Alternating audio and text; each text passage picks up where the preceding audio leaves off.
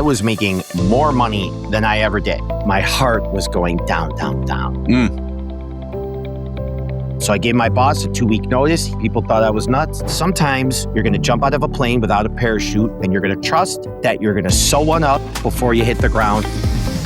Welcome to the Ill Noise Business Playbook. We sit down with people building real impact in their communities and unpack the vision behind their work. If you care about real stories and real connection, you're in the right place. Let's make some noise. All right, welcome to the Ill Noise Business Playbook.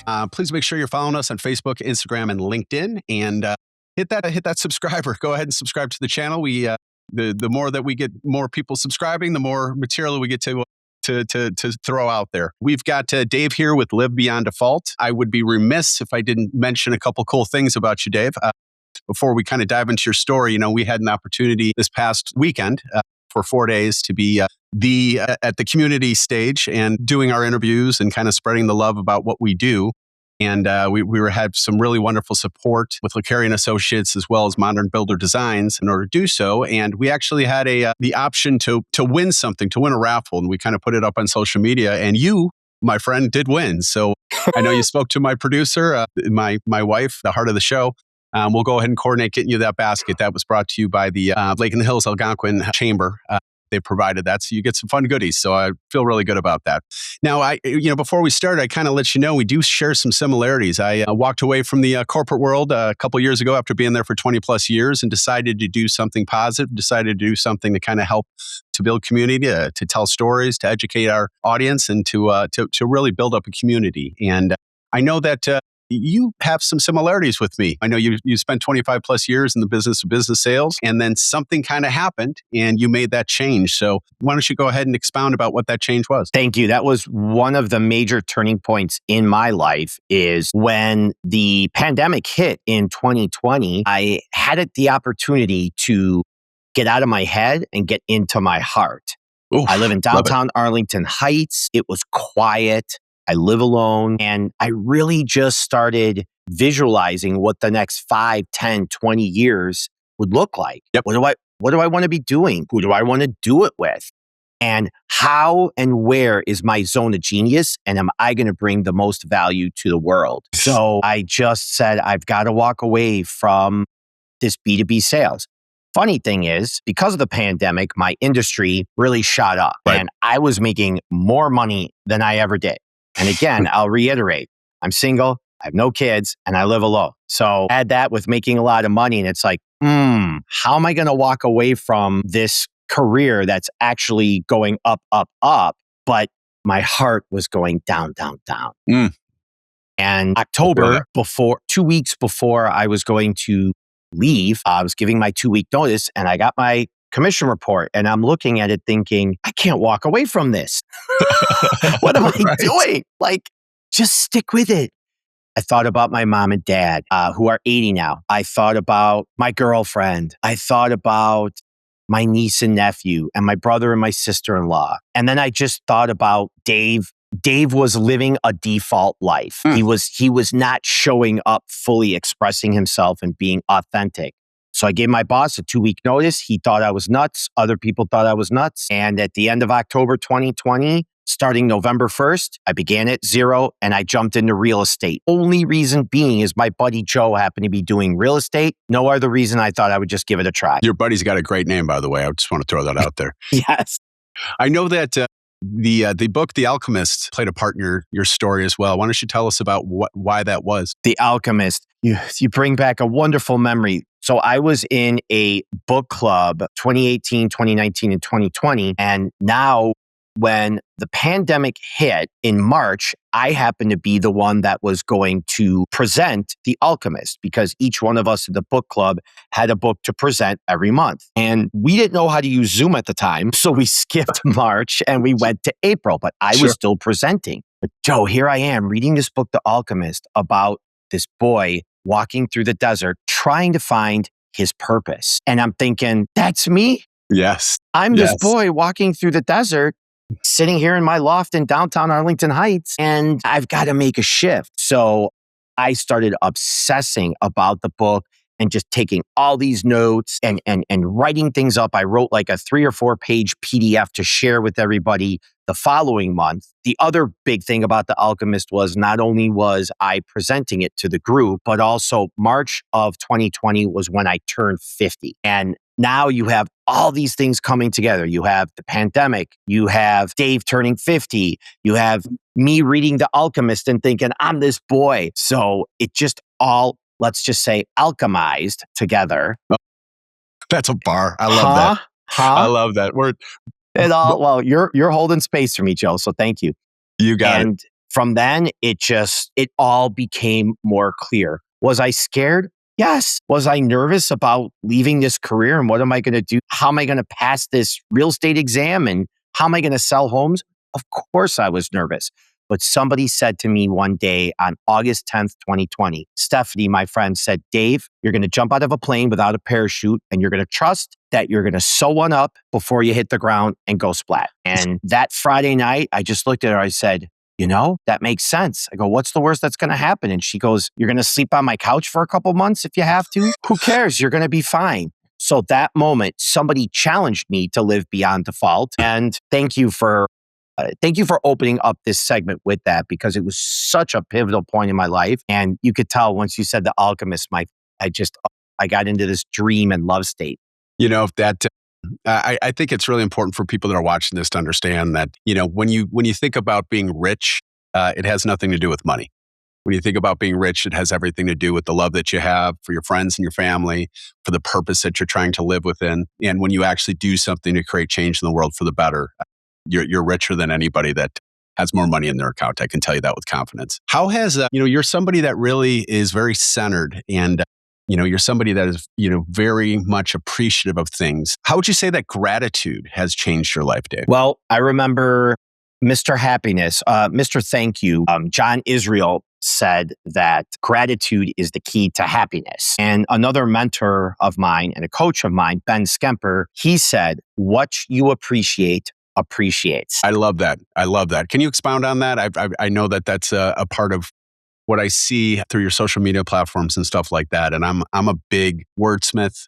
Obviously, I just love things like that. Can you expound a little bit about that? Because the way I interpret it is one way, but I'd love to hear how you do so. So what you appreciate appreciates means that when you're focused on something that you're grateful for, I believe that let's not say the value, because that might be tied with money phonetically. Let's just say something like it grows and expands. So when you start to love something more or someone more, and when you start to really encourage them and notice what beauty it brings into your life, and that beauty could just be challenging you to be better, it grows. It blossoms and it fully expresses itself even more and more. It could be, I'm looking at my plants here. I appreciate my plants and they just grow beyond belief. I appreciate the people in my life and they grow in many ways that they're looking for. But most importantly, I learned to appreciate myself. And once I started appreciating myself more, then I started to grow in many ways so much that I was able to give back to others. So it really just becomes a growth expansion cycle in many ways. Yeah, it's very analogous that you would sort of reference a plant, right? Because you water the plant grows. And if you display that love to another, you'll see that love, continue to grow and grow and grow. And I think if we're playing a part in achieving someone else's happiness, I think we're really kind of living our lives the right way. And let me say one thing. If you water the plant too much, it doesn't grow. That's very true. In fact, you kill it. Yeah. And that's happened before with plants of mine where you water, or if you give it too much sun, it doesn't grow. Yeah. So let's remember there's always that other side. Yeah. And plants are just like people, right? You got to kind of figure them out. You got to figure out how to actually maintain them appropriately if you want to see those growths thing. You and I share something else very strongly in common, obviously. I do this podcast.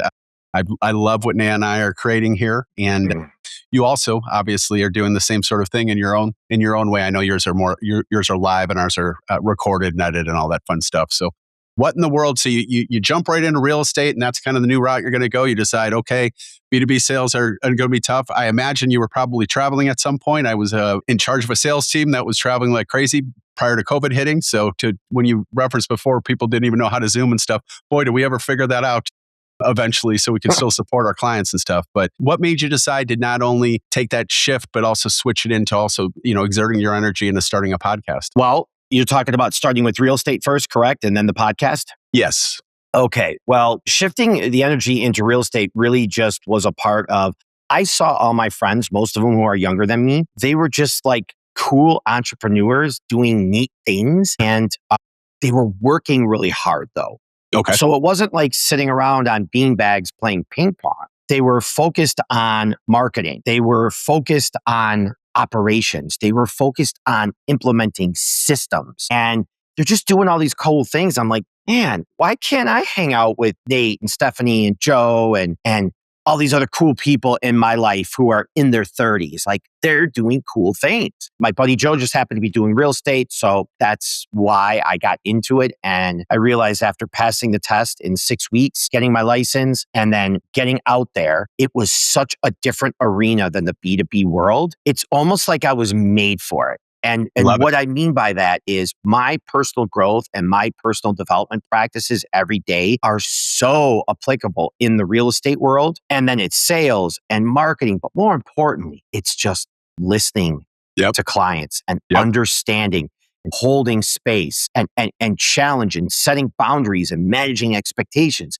which is really what personal growth is all about. Agreed. And it's working hard. I will say the first few years, it was hard work, meaning I didn't understand a lot of it. But once you start kind of getting what's happening, which you're always learning every day, then the work is not as hard anymore. You just have to work hard. Right. And work hours. And there's a difference between the work being hard and having to work hard. Because now it's just sticking with my daily KPIs, which are 5 or 6 or 7 KPIs every day. Key performance indicators. And you have to work hard at it. Sure. So now that I'm in my 6th year, it's just been, what a blessing. I've grown. I've become a better person. I show up to the world better. But more importantly, I'm so grateful for the trust that my clients have given me over these years to be a part of these huge transformations and transitions in their lives. And then when it came to the podcast, Live Beyond Default is really living a lifestyle of intention and versus just a lifestyle of floating around every day, getting knocked around and not having a path. Now, my podcast really started in 2010. So if anybody knows who Mark Maron is and Joe Rogan, they're like the OG podcasters in 2010. Well, believe it or not, I was doing a podcast at that time too. It was a different name. It was called Break the Silence. And I started that because I did radio 10 years before that on 94.3 WJKL. And I did a live radio show for 2 years, which I loved. Now, it was kind of an evening zoo, okay? It was kind of a Stephen Gary / Mancow / Howard Stern / Jonathan Brandmeier. It was a little bit wild, but you could see that I had an element and I had a love and I had a little bit of a gift. Challenge was my life was a little bit messed up at the time. And I was kind of floating around and not very serious and just kind of not living the best lifestyle. Fine. So fast forward to 2010, I start doing this podcast and we recorded 27 episodes. And, who knew what these, to get on iTunes was like, it was just a challenge getting it out there. But we were able to get it out there and we would have some guests on and it would really pop. We'd have 300, 500 downloads when we would have a bigger guest on. But again, in those 27 episodes, I really didn't have a vision. A lot of what was going on in my life, I just didn't have a lot of intention. I was doing my B2B sales job. I was funding this podcast, and I just don't think it was the right time. So now, a few years ago, again, now in 2020, I restarted. And for my love of live, for the love of the game live, I started Live Beyond Default live stream. Love it. And that's where that came about, where I sit here, you're seeing my blue chairs. I do it live from my loft and we've got the 2 blue chairs here and a guest sits next to me and we discuss life, we discuss business, and more important, we share from the heart. I've had some guests on that you've had on your show, and I really enjoy the vulnerability and the trust that people come into this strange loft, right? A lot of the people had never been here before, Joe. Sure. And I'm asking them to come up here and sit down with me. They've never even been here, but they check me out online. They know other people. And at the same time, I've checked them out to make sure, okay, this is going to be good. But part of it is I don't know them very well. And I love that because it's not too scripted then. We're finding things out about each other Agreed. That we didn't know before. And people sit here and just open up to me for an hour. And it's like, I never realized how that would go. So right now, I've done 99 episodes live. That's awesome. And I'm planning my 100th. So it's going to be in after this comes out, it's going to be right around the same time. And I'm excited about it. That's great. I want to go back to something you'd said. So when I was in high school, I had a radio show and I actually called live into Jonathan Brandmeier's show and put him on the air. And let's just say I got in a little trouble for that. But I'm also from the Chicagoland area. So everybody you were just mentioned there, Stephen Gary, Mancow, Jonathan Brandmeier, all those guys were sort of heroes to me and stuff like that. Now, you've had the opportunity. We're 80 plus, so you've got me beat here, Dave. But I always feel so honored to be able to be a part of these people's lives. I feel so honored to learn from them. I feel so honored. I really always talk about trying to create a safe space for people, try to make people feel really comfortable, never throwing any gotcha questions out there. I don't want to make them, feel as if they're not just like sitting down with me and just having some fun. But if you could tell not only our audience, but if you could actually tell me too, what have you learned from interviewing so many folks, Dave? Learned that a lot of times the journey where you think you're going to end up is not where you're going to end up. And I've learned also that the outcome is really not what's important. You're going to get that 100th episode. You're going to get that 10,000th view on an episode or that 50,000th view on an episode. And really, it's not so much hitting that milestone. Milestones are important. We have to track our KPIs, of course. But what's more important is the person that you become along the journey. And I've learned that by the people sitting down here next to me, that they've become who they've become because of the journey, not necessarily because they were going towards something.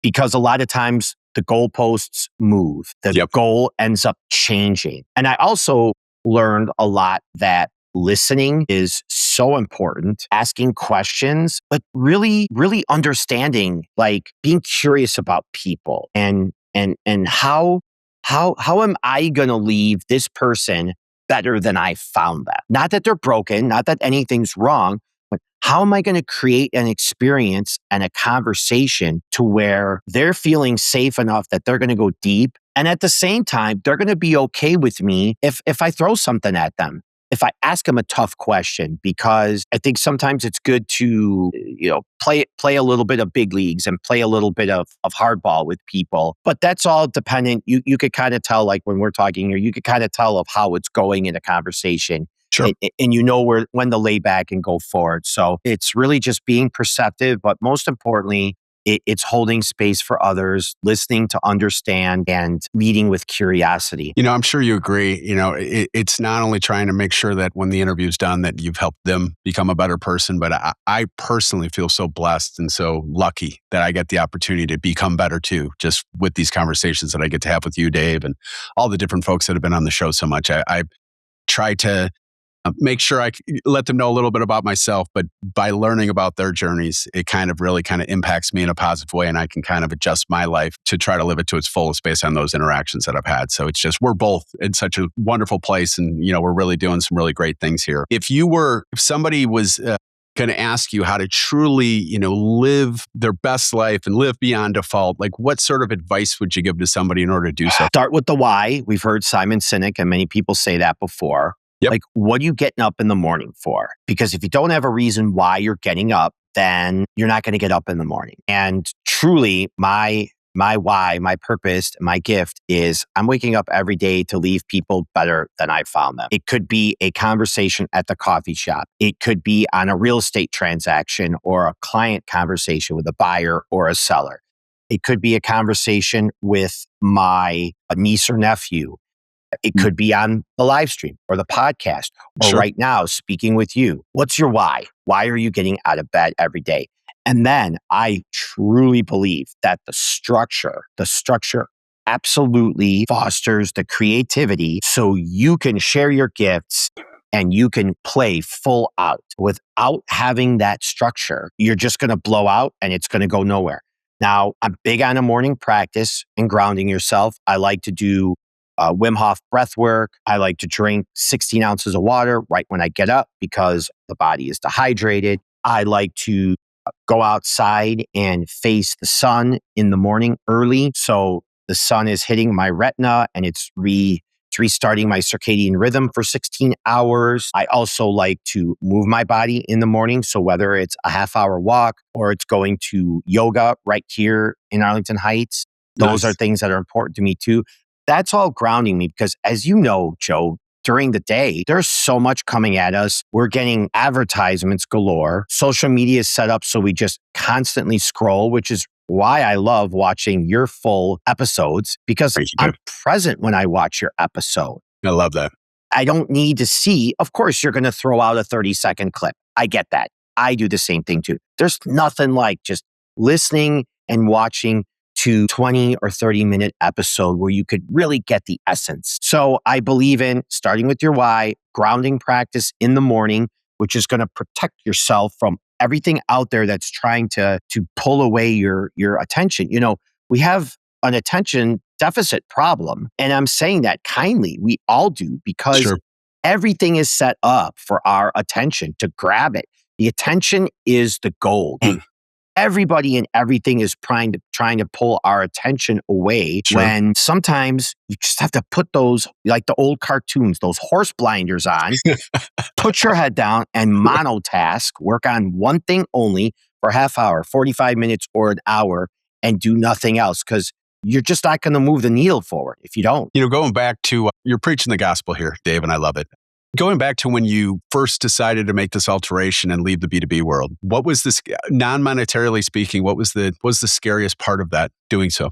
Oh, non-monetarily. Yeah, because just like me, Dave, you know, when I walked away from the corporate world, I walked away from having a guaranteed salary, benefits, you know, retirement plan, all that fun stuff. And then when you decide to really jump in to find your purpose and to make sure you're matching your passion with your purpose, it's going to be, there's certainly going to be that. But, you know, I also walked away from managing others and being invested in their lives and trying to create the best versions of themselves and try to get them promoted and try to really be invested in them. And that was much more challenging, quite frankly, than the monetary means, was actually walking away from those relationships. Thankfully, I built a lot of sweat equity with a lot of people across my 50 plus years on this planet. So I still have these amazing connections, but it's different when you're not working with anyone and when you're actually doing so. So for you, when you walked away, what was the first thing where you're like, holy cow, I no longer can do this? Ooh.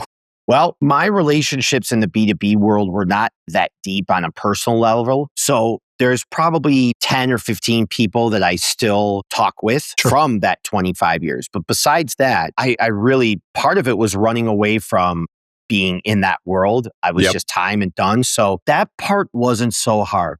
Here's what I think was the biggest non-monetary challenge for me is imposter syndrome. Absolutely.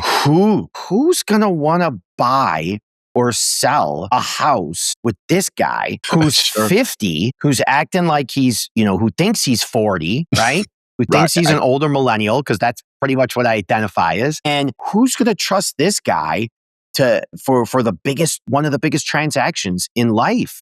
And that was a big thing. And then failing. So I'm thinking, how am I gonna be able to learn about this whole industry that I know absolutely nothing about? Sure, I've owned homes and condos before, but I didn't know anything about this industry. How am I going to pass this test? And how am I going to some of the logistics of real estate in the beginning, especially? But I think the biggest thing, Joe, and such a great question. Thank you.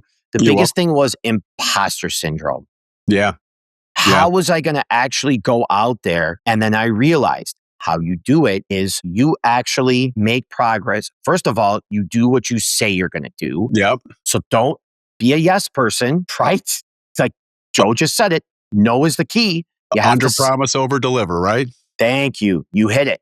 Yes. So definitely, because every time you do something that you say you're going to do, even if it's a load of laundry, Yep. it's a data point and it's a confidence builder. And then you start saying, I'm that person that does what they say they're going to do. And then it starts to become, I'm that person that this family, this first-time home buyer, this divorced man or woman, or this high-level entrepreneur is going to trust to list their home. It starts going up and into a higher level. Lastly, Dave, Neha and I have established this. We don't have any kids together.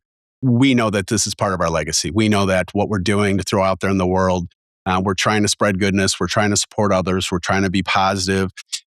Imposter syndrome, when I first started doing this, yes, I was wondering like, holy cow, are people even going to watch this darn thing, right? But now I see that, with the impact that we're having and the smiles that we get and the hugs we're getting and just so many people are so grateful that we're a part of their lives and that's reciprocal. We feel the same way.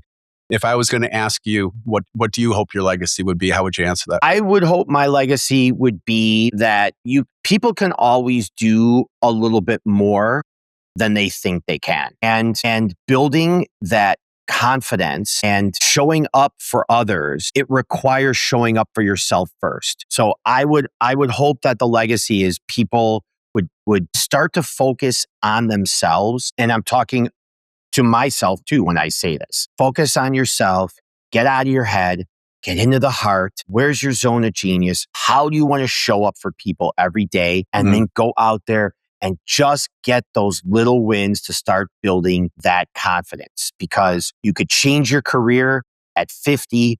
You could change your life anytime if you don't like something that's going on. Hard now or hard later. Choose that hard now. And then on your deathbed, when it's your time to pass, you're going to have no regrets. You're going to have a big smile on your face. I love that, Dave. Dave, I really appreciate you just in general.